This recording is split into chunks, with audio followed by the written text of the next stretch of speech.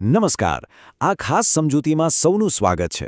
આજે આપણે આઇએલ્સ રીડિંગના એક એવા સેક્શન પર વાત કરવાના છીએ જે મોટાભાગના ઉમેદવારોને પરસેવો લાવી દે છે. હા, વાત થઈ રહી છે ગેપ ફિલ અને ટેબલ કમ્પ્લીશનની. એક શિક્ષક તરીકે મેં ઘણા હોશિયાર વિદ્યાર્થીઓને આમાં અટવાતા જોયા છે. પણ સાચી સ્ટ્રેટેજી હોય ને તો આમાં પૂરા માર્ક્સ લાવવા એકદમ શક્ય છે. તો ચાલો ફટાફટ શરૂ કરીએ.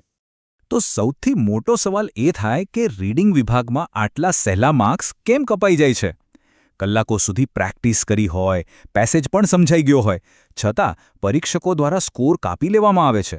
એવું લાગે કે બધું જ સાચું જ લખ્યું છે, પણ ક્યાંક કોઈ નાની અમથી ભૂલ થઈ ગઈ હોય. આ ખરેખર બહુ જ ફ્રસ્ટ્રેટિંગ હોય છે, સાચું ને? પણ ટેન્શન લેવાની જરૂર નથી. આપણે આજે આ જ પ્રોબ્લેમના મૂળ સુધી જવાના છીએ. જુઓ, ખાલી જગ્યા પૂરવાનો આ ટાસ્ક કોઈ અટકળની રમત નથી. ખરેખર તો આ એકસાથે 3 સ્કિલ્સની સાયલેન્ટ ટેસ્ટ લે છે: ચોકસાઈ, શબ્દભંડોળ અને સ્કેનિંગ કરવાની સ્પીડ. અહીં બ્લાઇન્ડ ગેસિંગ બિલકુલ કામ નહીં લાગે. આના માટે એકદમ રણનીતિકાર જેવો માઇન્ડસેટ જોઈએ. બરાબર ખબર હોવી જોઈએ કે ટેક્સ્ટમાં શું શોધવાનું છે. તો ચાલો વિભાગ 1 તરફ આગળ વધીએ. ગેપ ફિલને ડીકોડ કરવું, આઇએલ્સ રીડિંગ માટેની એક પરફેક્ટ બ્લુપ્રિન્ટ. ગભરામણ છોડીને સીધા એક સોલિડ 5 સ્ટેપ મેથડ પર આવી જઈએ. આ 5 સ્ટેપ્સ મગજમાં બરાબર ફિટ કરી લેવા જેવા છે. સ્ટેપ 1, સૂચનાઓ ધ્યાનથી વાંચવી. સ્ટેપ 2, કીવર્ડ્સ ઓળખવા. સ્ટેપ 3, આખો પેસેજ વાંચવાને બદલે માત્ર સ્કેન કરવો. સ્ટેપ 4, પેરાફ્રેઝિંગ એટલે કે સમાન અર્થવાળા વાક્યો પકડવા. અને છેલ્લે સ્ટેપ 5, જવાબ લખ્યા પછી તે ગ્રામર પ્રમાણે બરાબર ફિટ બેસે છે કે નહીં તે ચેક કરવું. ચાલો આને થોડું ડિટેલમાં સમજીએ. સૌથી પહેલાં સ્ટેપ 1 પર ફોકસ કરીએ. સૂચનાઓમાં ચોખ્ખું લખ્યું હોય છે કે 2 કરતાં વધુ શબ્દો નહીં. બસ આનો અર્થ બરાબર એ જ થાય છે. જો એક પણ વધારાનો શબ્દ લખાઈ ગયો તો સમજો માર્ક્સ ગયા. આ રૂલ થોડો કડક અને નિર્દય છે, પણ એકદમ ફેર છે. એક્ઝામિનર એ જ જુએ છે કે ઇન્સ્ટ્રક્શન્સ કેટલી સચોટ રીતે ફોલો થાય છે, એટલે વર્ડ લિમિટમાં જ રહેવાનું. હવે આવીએ સ્ટેપ 2 પર. જ્યારે સ્કેનિંગ કરતા હોઈએ ત્યારે એક્ઝેક્ટલી કેવા શબ્દો શોધવાના હોય છે? આપણું ટાર્ગેટ અમુક ચોક્કસ કીવર્ડ્સ પર હોવું જોઈએ. જેમ કે નાઉન્સ એટલે કે કોઈ વસ્તુના નામ, તારીખો, વ્યક્તિ કે સ્થળના નામ અને ટેકનિકલ શબ્દો. આ એવા શબ્દો છે જે પેસેજમાં સહેલાઈથી દેખાઈ જાય છે, કારણ કે સામાન્ય રીતે બદલાતા નથી. આ કીવર્ડ્સ જાણે કે એક હોકાયંત્રનું કામ કરે છે જે સીધા જવાબ સુધી દોરી જાય છે. અને હવે સ્ટેપ 4, હંમેશા યાદ રાખજો, પેરાફ્રેઝિંગ કિંગ છે. ઉદાહરણ તરીકે, જો પ્રશ્નમાં વધારો એટલે કે ઇન્ક્રીઝ શબ્દ હોય તો પેસેજમાં સીધું ઇન્ક્રીઝ નહીં લખ્યું હોય. ત્યાં કદાચ વૃદ્ધિ એટલે કે રાઇઝ શબ્દ હોઈ શકે. અર્થ એક જ છે, ખાલી શબ્દો અલગ છે. આપણે એક્ઝેક્ટ વર્ડ્સ નહીં પણ સમાન અર્થવાળા આઈડિયાઝ શોધવાના છે. આ જ મેઇન ટ્રિક છે. ઓલરાઇટ, હવે વાત કરીએ વિભાગ 2ની. વાસ્તવિક ટાસ્કના ઉદાહરણોનું વિશ્લેષણ, જેને આપણે ક્લિનિકલ બ્રેકડાઉન કહીશું. ચાલો એક રિયલ એક્ઝામ્પલ જોઈએ. પ્રશ્ન કંઈક આવો છે: વૈજ્ઞાનિકે શોધ્યું કે છોડ ખાલી જગ્યા વાતાવરણમાં ઝડપથી વધે છે. અહીં થોડી સેકન્ડ પોઝ લઈને વિચારવું જોઈએ. ખાલી જગ્યામાં કેવો શબ્દ આવશે?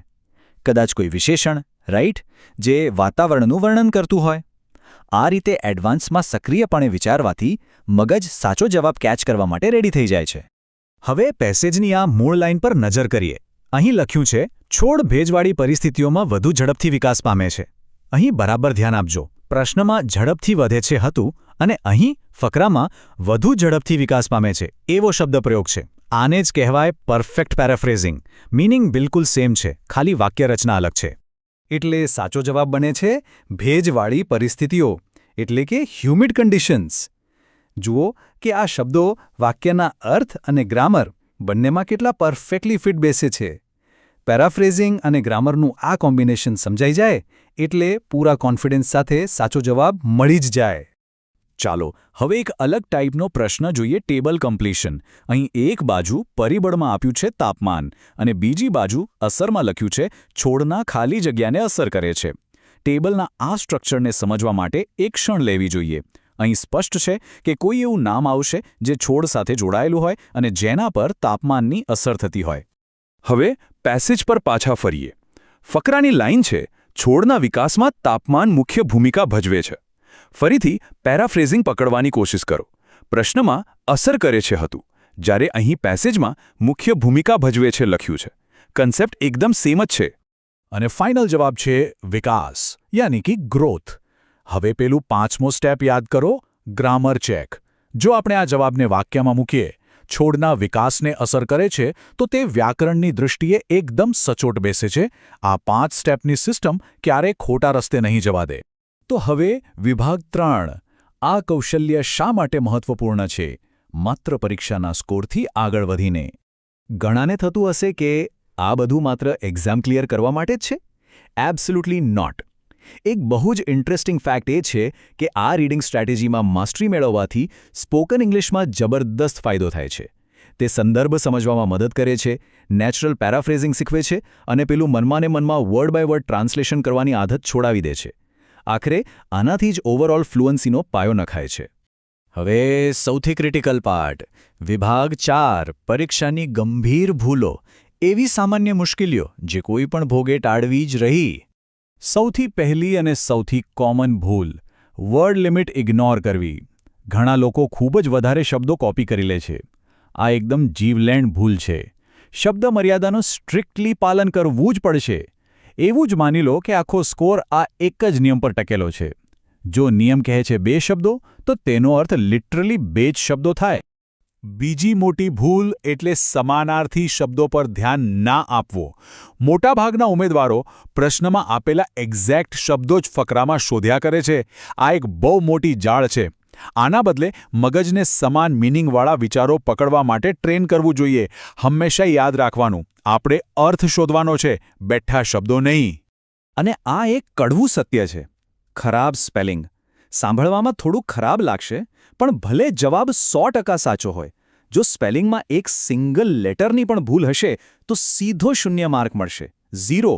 એટલે જ જવાબ લખ્યા પછી એક અક્ષરને ડબલ ચેક કરવો એ કોઈ ઓપ્શન નથી, કમ્પલ્સરી છે.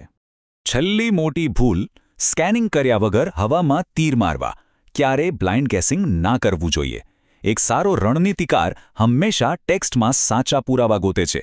જવાબ હંમેશા પેસેજમાં જ આપેલો હોય છે, બસ તેને શોધી કાઢવાનો છે. માત્ર ગેસ કરવાથી માર્ક્સ જશે ને જશે જ. છેલ્લે વિભાગ 5. અંતિમ વ્યૂહરચનાનો સારાંશ, એક અલ્ટિમેટ ચેકલિસ્ટ. તો આ રહ્યા આજના 5 બ્રહ્માસ્ત્ર. 1. વર્ડ લિમિટનું કડક પાલન. 2. બધું વાંચવા બેસવા કરતાં ફટાફટ સ્કેનિંગ કરીને કીવર્ડ્સ પકડવા. 3.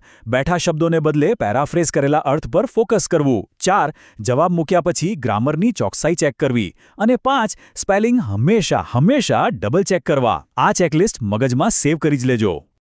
તો આખી સ્ટ્રેટેજી સમજ્યા પછી હવે એક સવાલ ઊભો થાય છે. શું હવે પછીની પ્રેક્ટિસ ટેસ્ટ માત્ર એક અટકળની રમત હશે કે પછી એક શાનદાર વ્યૂહાત્મક જીત? આ ફ્રેમવર્કને આજે જ અમલમાં મૂકીને સીધો જ ફરક જોઈ શકાશે. આ સમજૂતી સાથે જોડાવા બદલ ખૂબ ખૂબ આભાર અને આવનારી પરીક્ષા માટે સૌને ઓલ ધ બેસ્ટ.